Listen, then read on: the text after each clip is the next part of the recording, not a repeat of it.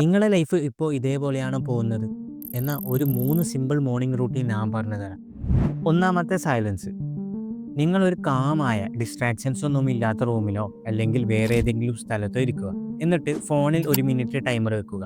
എന്നിട്ട് കണ്ണടച്ച് ഒരു ഡീപ്പ് ബ്രീത്ത് എടുക്കുക. എന്നിട്ട് മെല്ലെ അത് റിലീസ് ചെയ്യുക. ഇത് 1 മിനിറ്റ് റിപ്പീറ്റ് ചെയ്യുക. കേൾക്കുമ്പോൾ സില്ലിയായിട്ട് തോന്നും, ബട്ട് ഇത്രയും ഡിസ്ട്രാക്ഷൻസ് ഉള്ള സമയത്ത് 1 മിനിറ്റ് സൈലൻ്റ് ആയിട്ട് ഇരിക്കുന്നത് തന്നെ വലിയ കാര്യമാണ്. You can learn more in a hour of silence than you can in a year from books. രണ്ടാമത്തെ, റീഡിങ്. ഒരു പേജ് സെൽഫ് ഹെൽപ്പ് ബുക്ക് വായിക്കുക. ഞാൻ സജസ്റ്റ് ചെയ്യുന്നത് അറ്റോമിക് ഹാബിറ്റാണ്. കാരണം ഈ ബുക്കിലൂടെ നമ്മൾക്ക് ഒരു നല്ല ഹാബിറ്റ് എങ്ങനെ ക്രിയേറ്റ് ചെയ്യാമെന്ന് പഠിപ്പിക്കും. അതിലൂടെ ഞാൻ പറഞ്ഞു തരുന്ന ഈ ഹാബിറ്റ് നിങ്ങൾക്ക് കൺസിസ്റ്റൻ്റ് ആയിട്ട് കൊണ്ടുപോകാം. റീഡിങ്ങിന് കുറേ ബെനിഫിറ്റ്സ് ഉണ്ട്. ലൈക്ക് നമ്മളെ വൊക്കാബുലറി ഇമ്പ്രൂവ് ആവും, ഫോക്കസ് ഇമ്പ്രൂവ് ആവും, പിന്നെ നമ്മൾക്ക് കുറേ പുതിയ ഐഡിയാസ് കിട്ടും.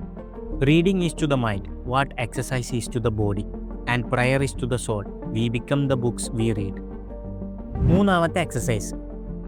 1 മിനിറ്റ് എക്സസൈസ് ചെയ്യുക. ലൈക്ക് സ്ട്രെച്ച് ചെയ്യാം, അല്ലെങ്കിൽ ഒരു 10 ജമ്പിങ് ജാക്ക് ചെയ്യാം, അല്ലെങ്കിൽ 10 പുഷപ്പ് ചെയ്യാം. ഇത് നമ്മളുടെ എനർജി ബൂസ്റ്റ് ചെയ്യും, ഹെൽത്ത് ഇമ്പ്രൂവ് ചെയ്യും, പിന്നെ നമുക്ക് നല്ല കോൺസെൻട്രേഷൻ കിട്ടും. നിങ്ങൾ പഠിക്കാൻ പോകുമ്പോഴൊക്കെ 1 മിനിറ്റ് എക്സസൈസൊക്കെ ചെയ്താൽ നല്ല കോൺസെൻട്രേഷൻ കിട്ടും. If you don't make time for exercise, you will probably have to make time for illness. ഈ 3 ഹാബിറ്റും കൂടി ആകെ 5 മിനിറ്റ് മതി. നിങ്ങൾ ഇത് കൺസിസ്റ്റൻ്റ് ആയിട്ട് കൊണ്ടുപോവുക. ഈ 3ഉം ഒരുമിച്ച് ചെയ്യണമെന്നില്ല. ഏതെങ്കിലും ഒന്ന് ചെയ്ത് തുടങ്ങുക. എന്നിട്ട് 1% ഇമ്പ്രൂവ്മെൻറ്റ് കൊണ്ടുവരിക.